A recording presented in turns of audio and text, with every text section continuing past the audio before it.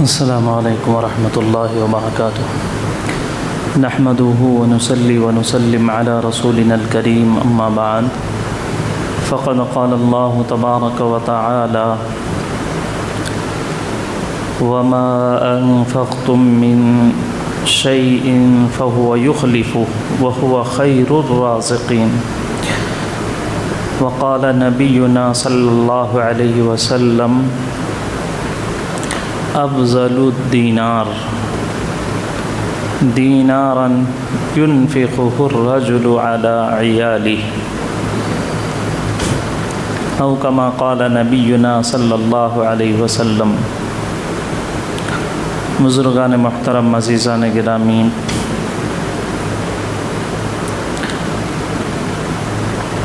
آج اسکول کے تعلیم کا پہلا دن ہے ہمارے صوبے اور ہمارے علاقے کا۔ آپ نے دیکھا ہوگا کہ بہت سارے بچے ڈریس پہنے ہوئے، بیگ لگائے ہوئے، صاف ستھرے کپڑوں کے ساتھ اسکولوں کی طرف رواں دواں ہیں۔ تو نئے سال کا، تعلیمی سال کا اسکولی اعتبار سے آج پہلا دن ہے۔ تو اس سلسلے میں ایک مسلمانوں کو بحیثیت مسلمان تعلیم کی اہمیت کا علم و اندازہ ہونا چاہیے۔ شریعت میں تعلیم کی بہت اہمیت ہے، اس کو بڑی ضرورت قرار دیا گیا ہے۔ خواہ تعلیم دین کی ہو، قرآن کی ہو، حدیث کی ہو، فقہ کی ہو، اصول کی ہو، دینی تعلیم ہو یا دنیاوی عصری تعلیم ہو، فزکس کی تعلیم ہے، میتھس کی تعلیم ہے، سائنس و سوشل کی تعلیم ہے، کیمسٹری کی تعلیم ہے۔ عصری تعلیم کی بھی اہمیت ہے شریعت کی نظر میں، اور دینی تعلیم کی بھی اہمیت ہے۔ بلکہ تعلیم کو اولاد کی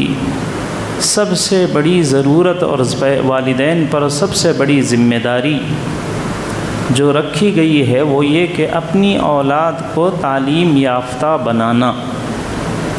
جیسے ایک ذمہ دار والد سمجھتا ہے کہ میری ذمہ داری ہے کہ میں بچوں کو اچھا کھلاؤں،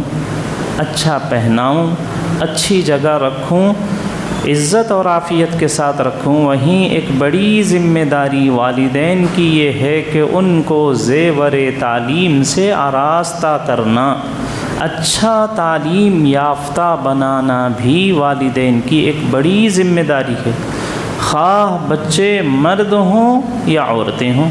خواہ آپ کتنے ہی امیر اور گھرانے سے تعلق رکھتے ہوں، خواہ مالی اعتبار سے کیسے ہی تنگی میں آپ کا گزر بسر ہو رہا ہو، ہر حال میں اپنی حیثیت کے اعتبار سے جتنی چادر ہے اتنے پیر پھیلانا، اور جتنی وسعت ہے اور گنجائش ہے اس کے اعتبار سے اسکولوں، کالجوں، یونیورسٹیوں کا انتخاب کرنا، یہ والدین کی ایک بہت بڑی ذمہ داری ہے۔ اولاد کا ایک بہت بڑا حق ہے کہ ان کو ان کے بچپن کے اندر تعلیم سے آراستہ کیا جائے۔ قوموں کا عروج، ترقی، خاندان کا ڈیولپمنٹ، سطح غربت سے نکلنا، سطح جہالت سے نکلنا، دقیانوسیت سے نکلنا، توہمات سے نکلنا، خیالی پلاننگ میں رہنا، یہ سب اسی وقت ممکن ہے۔ ترقی کسی فرد کو ہو، خاندان کو ہو، شہر یا ملک کو ہو، یہ سب دار و مدار ہے، ڈیپینڈ ہے اس کے ایجوکیشن کے اوپر۔ جتنا جس خاندان اور فرد کو ایجوکیشن اور نالج ملے گا، وہ فرد اتنا جہالت سے، گمراہی سے، تنگ ذہنی سے نکلے گا اور ترقی کی طرف آئے گا۔ اسی لیے قرآن شریف میں تعلیم سے یعنی وحی کا آغاز کیا گیا۔ نبی علیہ الصلاۃ والسلام مدینہ منورہ پہنچے تو آپ علیہ الصلاۃ والسلام نے سب سے بڑی ضرورت یہ سمجھی مدینہ والوں کی یا صحابہ کے اولاد کی سب سے بڑی ضرورت آپ علیہ الصلاۃ والسلام نے یہ محسوس کی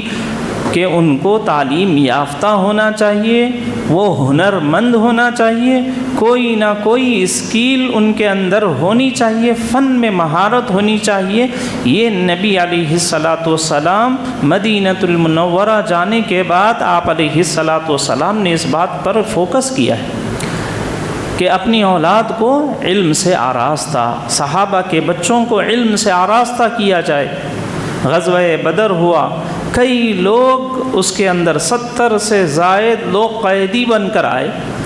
تو سب نے مشورہ کیا اور مختلف لوگوں کی مختلف رائے آئیں۔ کسی نے کہا کہ انہوں نے بہت زیادہ ظلم و زیادتی مکہ کے اندر ہم پر کی تھی، ہماری زمینیں کھینچ لیں، باغات پر قبضہ کر لیا، ہم کو ستایا، مارا، ہمارے نہتوں کو، خالی ہاتھ لوگوں کو انہوں نے تحقیق کیا تھا، جانیں لی تھیں، یہ قاتل ہیں، مجرم ہیں، ظالم ہیں، ان کو بھی ختم کر دیا جائے،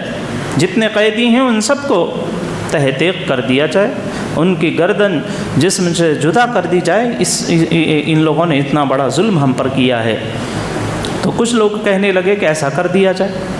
کچھ لوگوں نے کہا کہ یہ بدر کے قیدیوں کے ساتھ ان سے معاوضہ لیا جائے، ان سے پیسہ لیا جائے اور سونا چاندی لے کر ہم مدینۃ المنورہ کے اندر ہجرت کر کے آنے والے جو لوگ ہیں اور جن کا مال چھین لیا گیا ہے، ظلماً انہوں نے رکھ لیا ہے، قبضہ کر لیا ہے، اس کا تاوان کیا جا سکے، اس کا بدل ہو سکے، اس کے لیے ایسی رائے بھی آئی کہ اب یہ لوگ قیدی پکڑے ہوئے ہیں، آئے ہوئے ہیں، ہم کو اچھا موقع ہے کہ ہر قیدی کے بدلے میں کچھ سونا لیا جائے اور اس کے ذریعے سے مدینۃ المنورہ کو ڈیولپ کیا جائے، وہاں کی سماجی حالت کو، معاشی حالت کو مضبوط کیا جائے، غربت کو دور کیا جائے۔ یہ بھی رائے ہے۔ اور ایک رائے یہ بھی آئی کہ ان کے جو تعلیم یافتہ لوگ ہیں، بلکہ یہ خود نبی علیہ الصلاۃ والسلام کی رائے تھی۔ آپ علیہ الصلاۃ والسلام نے فرمایا کہ یہ جتنے قیدی ہیں مکۃ المکرمہ سے قید ہو کر آئے ہیں، یہ سب مشرک ہیں، دشمن اسلام ہیں، دشمن رسول اللہ ہیں اور منکر آخرت اور منکر اسلام ہیں، لیکن اگر یہ ان کے پاس کوئی اسکل ڈیولپ ہے، ان کے یہاں کوئی فن کی مہارت ہے، یہ کوئی علم اپنے اندر رکھتے ہیں، تو آپ صلی اللہ علیہ وسلم نے فرمایا، فیصلہ فرمایا کہ یہ جتنے قیدی ہیں ان میں سے جو تعلیم یافتہ ہیں، اگر مدینے کے 10 بچوں کو وہ علم سکھا دیں یا وہ ہنر سکھا دیں، وہ فن ان کو بتاتے ہیں جو فن کے یہ ماہر ہیں، تو ہم ان سے نہ مال لیں گے، نہ ان کو ہم ختم کر کے ان کی جان لے کر ان کا جو ان سے جو فائدہ انسانیت کو پہنچ رہا ہے، اس فائدے کو بھی ہم منقطع اور ختم نہیں کریں گے۔ انسانیت کو فائدہ پہنچانے کے لیے ہم ان کو زندہ چھوڑ دیں گے اور ان سے کوئی مالی ڈیمانڈ نہیں کریں گے، اور بس یہ کہیں گے کہ ہمارے مسلمان بچوں کو تعلیم دے دیں۔ اب آپ اندازہ لگائیے کتنی اہمیت نبی علیہ الصلاۃ والسلام کے یہاں تعلیم کی تھی کہ آپ علیہ الصلاۃ والسلام مکے میں کھانے کے لیے کھانا نہیں ہے، پیٹ پہ 2 پتھر باندھنے پڑے، باندھ لیا جا رہا ہے۔ صفہ کے اوپر رہنے والے غریب طالب علموں کے لیے کھجور کھانے کے لیے نہیں ہے، جنگ میں جانے والوں کے لیے کھجور تو کیا، کھجور کی گٹلیاں چوسنے کے لیے کھجور کی گٹلیاں نہیں ہیں۔ پیسے کی اتنی تنگ دستی ہے، اتنی ضرورت شدید ہے، ایسے وقت میں نبی صلی اللہ علیہ وسلم یہ کہہ رہے ہیں کہ پیسے کی نہیں، تعلیم کی ضرورت ہے۔ رہنے کے لیے گھر نہیں ہے، کسی کا ایک کمرے سے زائد مکان نہیں ہے، بلکہ آپ علیہ الصلاۃ والسلام نے مواقعات کرا دی ہے کہ جتنے مہاجر آئے ہیں اب انصار کے گھر میں رہیں گے، ان کو الگ سے کوئی ان کے لیے گھر بنانے کا انتظام آپ علیہ الصلاۃ والسلام نے نہیں فرمایا۔ کپڑے اتنے کم ہیں کہ سطر ڈھانکنے کے بعد ایک دوسرے کے آڑ میں بیٹھے ہوئے ہیں تاکہ بقیہ جسم کی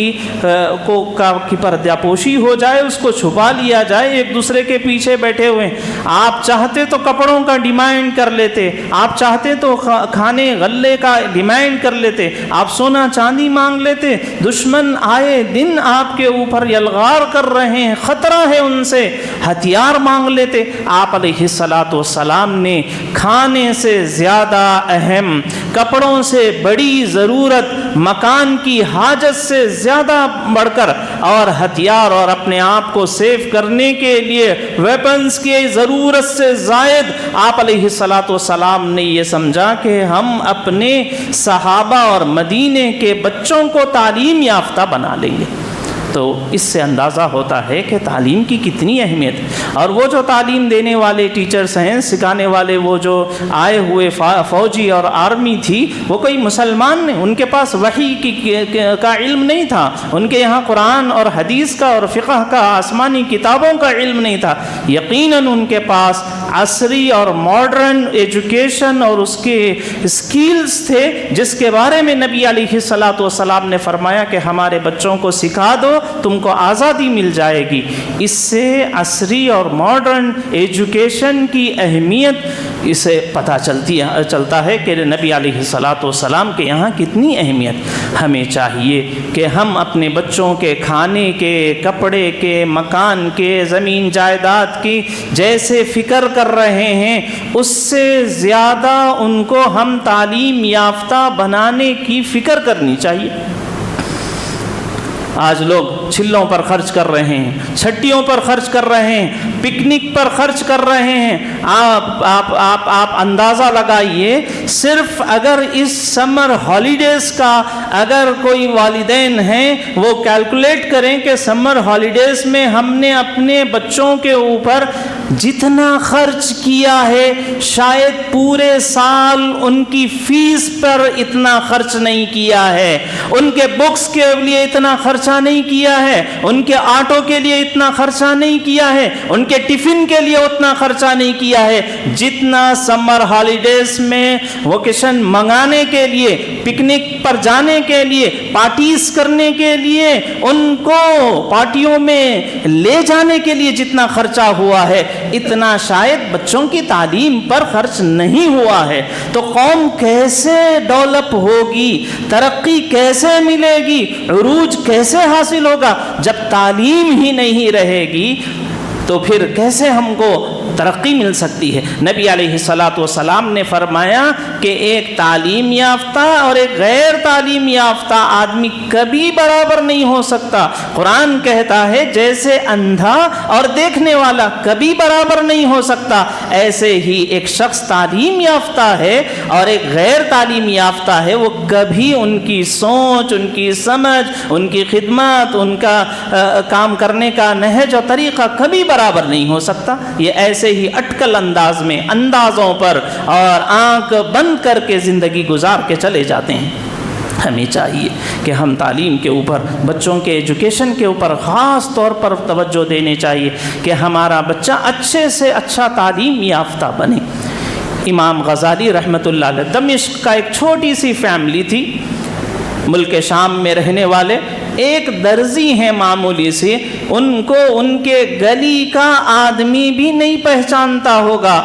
جو بس ان کے پاس کپڑا سلاتے ہیں وہ ان کو پہچانتے ہیں، ان کے علاوہ اس گلی کے درزی کو کوئی پہچاننے والا نہیں تھا۔ لیکن ان کے دل میں یہ خواہش ہوئی کہ میں پڑھ نہیں سکا، میں لکھ نہیں سکا، میں تعلیم یافتہ نہیں ہو سکا، لیکن میں اپنے بچوں کو تعلیم یافتہ بناؤں گا۔ یہ فکر کی اور جتنا پیسہ تھا وہ سارا کا سارا ان کے ایجوکیشن پر لگانے کے لیے فکس کر دیا، اور اپنے ایک دوست کو آخری وقت میں بلا کر حوالے کیا کہ میرے بچوں کو تعلیم کے لیے یہ روپیہ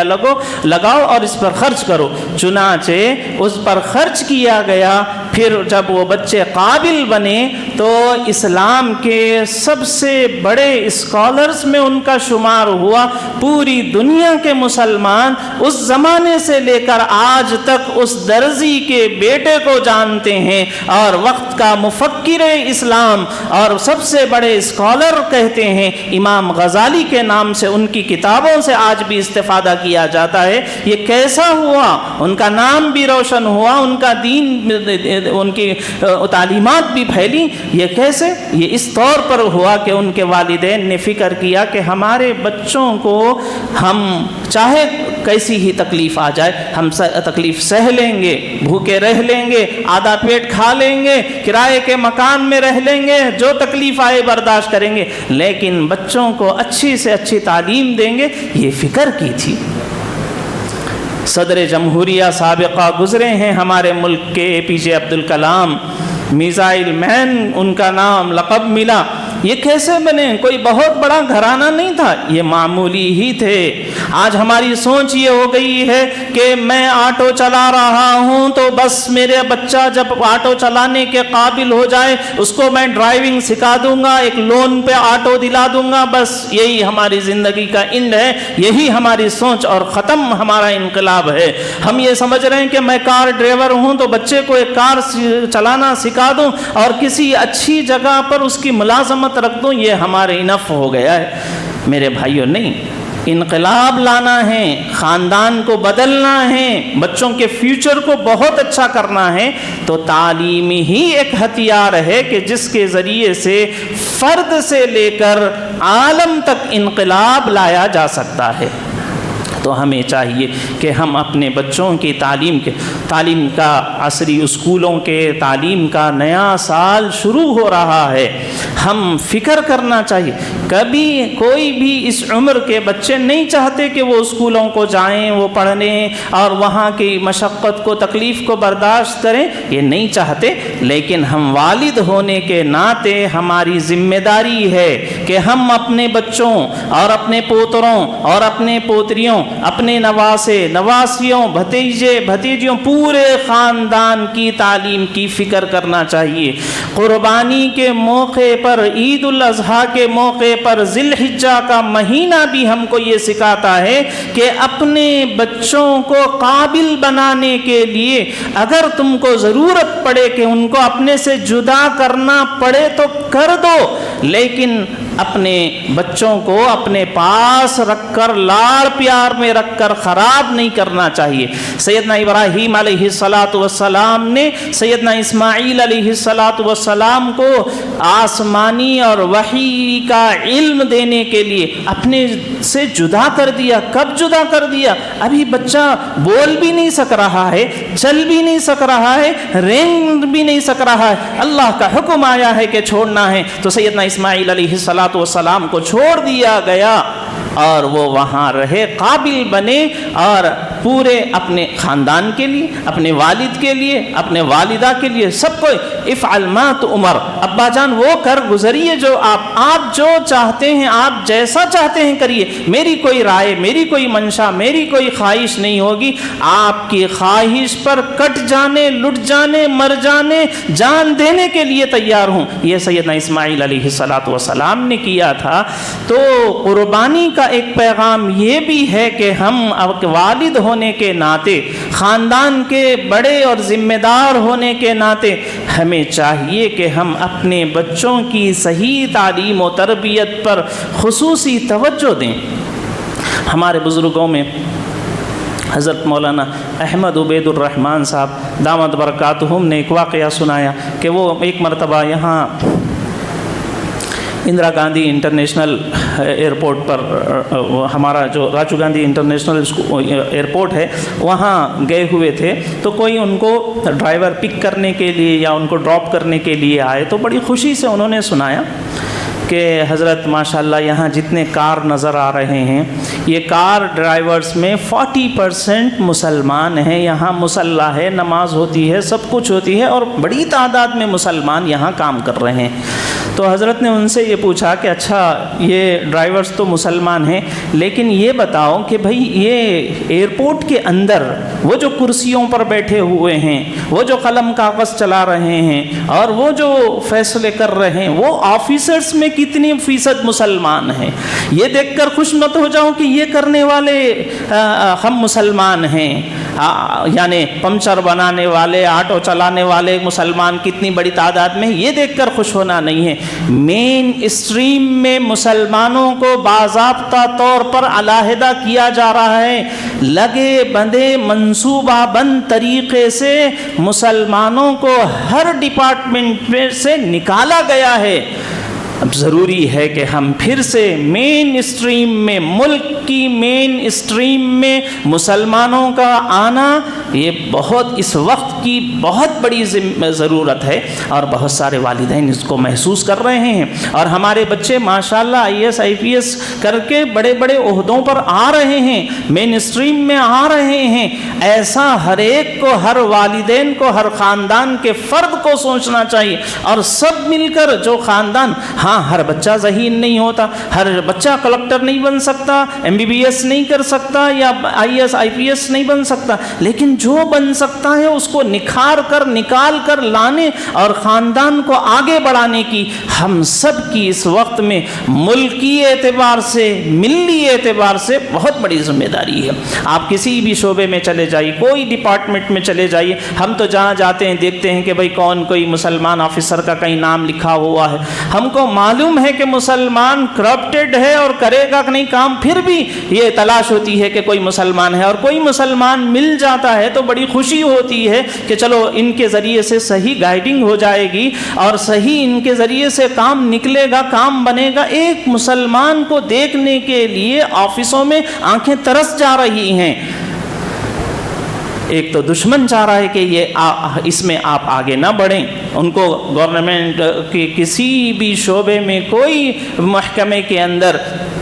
کوئی عہدہ نہ ملے، اور ایسے لوگ آج سے جو 30 سال پہلے، 40 سال پہلے، جن کو رہنا نہیں معلوم تھا، کپڑے پہننے کا ڈھنگ نہیں تھا، یہ ST ہیں، SC ہیں، OBC ہیں، یہ جتنے بیکورڈز ہیں وہ سب آج آفیسرز بنے ہوئے ہیں، اور ان کے سامنے جا کر جی صاحب بولنا پڑ رہا ہے، اور آگے اور کیا حالات ہوں گے اس کا ہم کو علم اور اندازہ نہیں ہے۔ اس لیے میرے بھائیوں، ہم آپ سے یہ خواہش اور گزارش کرنا چاہتے ہیں کہ ایک خاندان کے بڑے اور ذمہ دار ہونے کے ناطے ہم سب کی یہ ذمہ داری ہے کہ ہم اپنے بچوں کو تعلیم سے جوڑیں۔ سچر کمیٹی کی رپورٹ آئی تھی 2006 کے اندر، منموہن سنگھ کی زمانے میں پورا سروے کروایا گیا تھا۔ اس کے بعد اور بھی بہت ساری کمیٹیاں بنی، محمود الحسن کمیٹی بنی، اور اس کے بعد اور دیگر کمیٹیاں بنی۔ سب نے یہ کہا ہے کہ مسلمان ایجوکیشن کے اندر یہ SC STs OBC دلت وغیرہ سے بھی کمتر ہو چکے ہیں۔ تعلیم 100 میں سے 3 بھی ہمارے بچے وہ نہیں ہوتے جو ہائر ایجوکیشن میں جا رہے ہیں، وہ سب یا تو SSC سے پہلے ہی فیل ہیں، ڈراپ آؤٹ ہیں، اور کیا بہت سارے وہ ہیں جو انٹر میں جا کر انہوں نے چھوڑ دیا ہے، کسی نے ڈگری کیا نہیں کیا، بس یہیں تک ہماری تعلیم ہے۔ ایسا ہرگز نہیں ہونا چاہیے۔ جس قرآن کا آغاز اقرأ بسم ربک الذی خلق سے ہوا تھا، جس نبی نے یہ فرمایا تھا کہ طلب العلم فریضۃ علی کل مسلم و مسلمہ، جس نبی علیہ الصلوۃ والسلام نے فرمایا تھا افضل دینار ينفقه الرجل على عیالہ، سب سے بہترین پیسہ وہ پیسہ ہے جو آپ کا اپنے بچوں کی اوپر خرچ ہو رہا ہے، ان کے تعلیم کے لیے خرچ ہو رہا ہے۔ تعلیم کو آپ صلی اللہ علیہ وسلم نے فرمایا کہ یہ فریضہ، یہ مسٹ ہے، جیسا جمعہ کی نماز آ کے پڑھ رہے ہو، فرض نمازیں پڑھ رہے ہو، مالدار ہو گئے تو حج کر رہے، آپ نے فرمایا کہ ایسے ہی اپنے بچوں کو ایجوکیشن دینا بھی فرض اور ضروری۔ اس لیے میرے بھائیوں، ایک فکر تو یہ ہو کہ سبھی ہمارے بچے کسی نہ کسی اسکولی تعلیم سے ان کی وابستگی ہو، اور اس سے زیادہ جس کی طرف خاص توجہ کی ضرورت ہے وہ ہے اعلیٰ تعلیم کے اندر ہمارے بچوں کی ہمت افزائی کرنا اور اعلیٰ تعلیم میں جانے کے لیے تعلیم یافتہ لوگوں سے ان کے رشتے اور تعلقات اور ان کے ذریعے سے ان کی رہبری اور رہنمائی ہونے کی بہت اس وقت میں، اس ملک میں، اس وقت میں سب سے بڑی ضرورت ہے۔ اس لیے ہم سب کو چاہیے کہ ہم اس بات کی فکر کریں کہ ہم اپنے خاندانوں کے اندر، اپنے گھرانوں کے اندر تعلیمی یقینی طور پر انقلاب لائیں گے۔ اور میں آج جمعہ میں یہ سوچ کے آیا تھا اصل تو کہ اسکولوں کے اعتبار سے دیکھیے، یہ پورا میں نے آپ سے گزارش کی کہ اپنے بچوں کو اسکولوں میں داخل کیجیے۔ ہر بچہ اسکول سے اس کا ایڈمیشن ہو جائے، اٹیچمنٹ ہو جائے، اس کا اسکول ہے، کالج ہے، یونیورسٹیز ہیں، اس سے ہمارے بچوں کو کرنا ہے۔ لیکن ان جگہوں پر آنے والی خرابیوں سے اپنا تدارک کیسے ہو؟ بعض اسکولز ہیں جن اسکولوں میں آپ بچوں کو داخلہ دلائیں گے تو وہاں جا کر بچوں کے دل و دماغ میں اسلام فوبیا پیدا کیا جائے گا۔ ہم بچوں کو اسکول میں ڈالیں لیکن اسلام فوبیا سے کیسے ان کو بچا سکتے ہیں؟ ایتھسٹ بننے سے، ملحد بنیں گے بچے، اسکولوں میں جائیں گے تو اس سے کیسے بچایا جا سکتا ہے؟ ہندو میتھولوجی پڑھائی جا رہی ہے اسکولوں میں، کیسے بچایا جائے؟ میں انشاءاللہ تفصیل سے کس اسکول میں، اگر اسکول ہندو مینجمنٹ کا ہے تو کیا خرابیاں، کیسے آپ کو بچوں کی حفاظت بھیجنا ہے، بھیج کر ہمارے بچوں کو وہاں کیسے بچانا ہے؟ اگر وہ کرسچینٹی کا مینجمنٹ ہے تو وہاں ان کو کیا پرابلمز آنے والے ہیں، کیسے اس کو فیس کرنا چاہیے، بچے کو کیسے سیو کرنا چاہیے؟